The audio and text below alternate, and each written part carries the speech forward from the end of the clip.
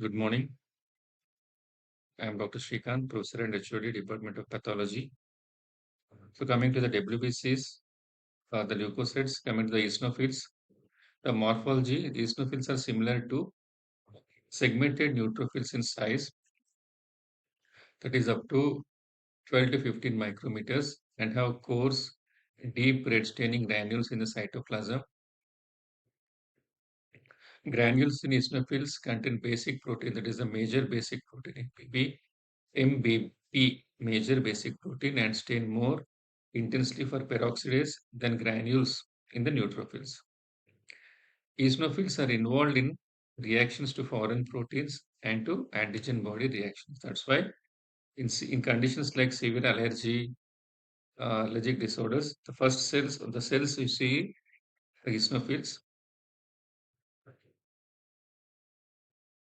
Pathologic variations, an increase in the number of eosinophilic leukocytes above 400 per microliter is referred to as eosinophilia, and below 40 microliter is termed as eosinopenia. That is the normal AEC range, absolute eosinophil count range is 40 to 400 cells per microliter. So conditions where you see eosinophilia, the allergic disorders, example, bronchial asthma, urticaria, angioneuritic edema, that is hay fever, and drug hypersensitivity, parasitic infestations, that is trichinosis, echinococcosis, intestinal parasitism, skin diseases, example, pemphigus, dermatitis herpetiformis, and erythema multiforme, and other entities like Loeffler syndrome. These are all the conditions where you get eosinophilia, mainly the allergic disorders, tropical eosinophilia, and pulmonary infiltrations with eosinophilic syndrome,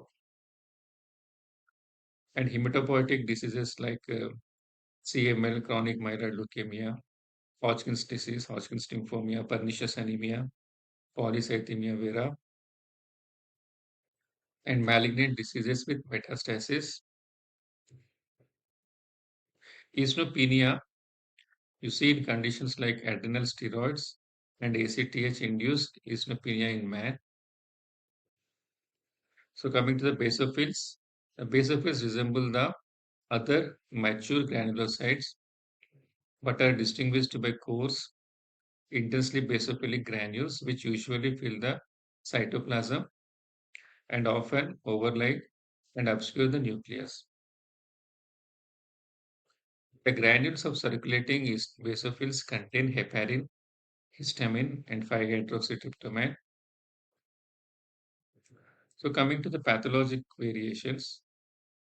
So basophilic leukocytosis or basophilia, you see in conditions like CML, polycythemia vera, myelosclerosis, myxedema, ulcerative colitis, and following splenectomy. These are the basophilia conditions where you see basophilia. This basophilia is a rare period. Normally, you will see normal range is 1 to 2 in a peripheral smear.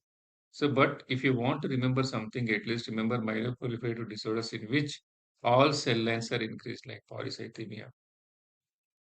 So, monocytosis examples you see in conditions like TB, subacute bacterial endocarditis, rickettsia, malaria, SLE, and inflammatory bowel disease like ulcerative colitis.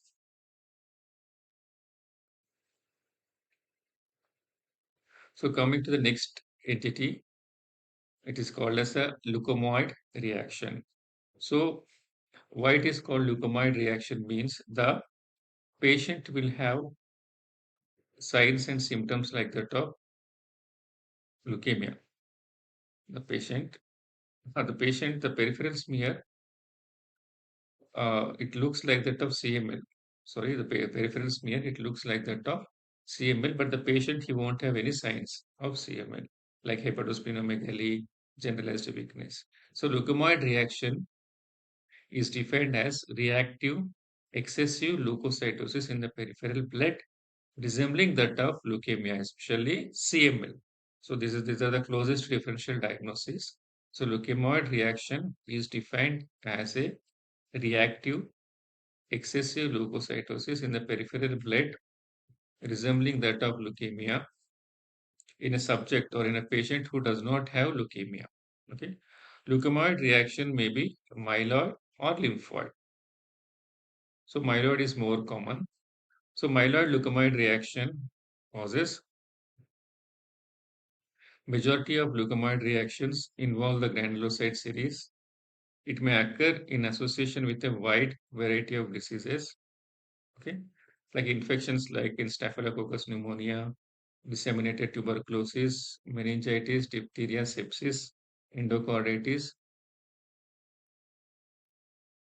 intoxication, like example eclampsia, mercury poisoning, severe burns, malignant diseases like multiple myeloma, myelofibrosis, Hodgkin's disease, bone metastasis. Laboratory findings in a case of leukemioid reaction. Major findings are leukocytosis, usually moderate, not exceeding of 1 lakh. So the count may go up to 80,000 to 90,000 also. Proportion of immature cells, mild to moderate, compressed to metamyelocytes, myelocytes, and blasts fewer than 5%. That is the blood picture stimulates some like that of CML. So the peripheral blood smear, it mimics or resembles like that of CML, but the patient, he don't have signs or symptoms of CML. Infective cases may show toxic granulation and Dole bodies. Neutrophil, that is NAB score or lab score, that is a neutrophil alkaline phosphatase or leukocyte alkaline phosphatase score. It is increased in leukemioid reaction, whereas it is normal or decreased in chronic leukemia. So neutrophil alkaline phosphatase score in the cytoplasm of mature neutrophils in leukemioid reaction is high and is very useful to distinguish it from chronic CML in doubtful cases. So NAB score plays a major role in distinguishing between leukemioid reaction and CML. Coming to the cytogenetic studies, they may be helpful in exceptional cases which reveal negative Philadelphia chromosome. That is, what is Philadelphia chromosome? It is nothing but the translocation of T922. That is a translocation of PCR ABL fusion gene. It is seen mostly in CML, but it is no absent in leukemioid reaction. And other conditions like eosinophilia and basophilia, you see more in CML, whereas they are absent in leukemioid reaction. So coming to the lymphoid leukemioid reaction causes lymphoid found in the following conditions like infections and malignant diseases. Infections like infectious mononucleosis, cytomegalovirus infection, pertussis, whooping cough, chickenpox, measles, infectious lymphocytosis, and tuberculosis. Malignant diseases mostly may rarely produce lymphoid leukemioid reaction. Laboratory findings main features are the leukocytosis not exceeding 1 lakh. The differential white cell count reveals most mature lymphocytes, simulating the blood picture found in case of CLL. Okay, the differential leukocyte count reveals most mature lymphocytes. And again, this is important here. Differences between CML and leukemioid reaction. So, as we discussed, leukemioid reaction, the count may go up to 80,000 to 90,000. CML, the count may go up to 2 to 3 lakhs. The eosinophilia and basophilia are absent in leukemioid reaction, but they are present in CML. The NAB score or lab score, it is increased in leukemioid reaction, but it is normal or decreased in CML. Philadelphia chromosome, that is translocation of T1922, is present in CML but absent in leukemioid reaction.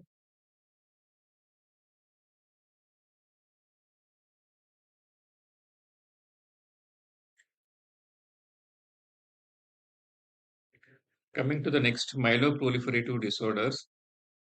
They are also called as chronic myeloproliferative disorders because they last for years. Okay. All marrow cell lines are affected and the patient will have splenomegaly. Proliferating cells do not suppress the residual marrow production.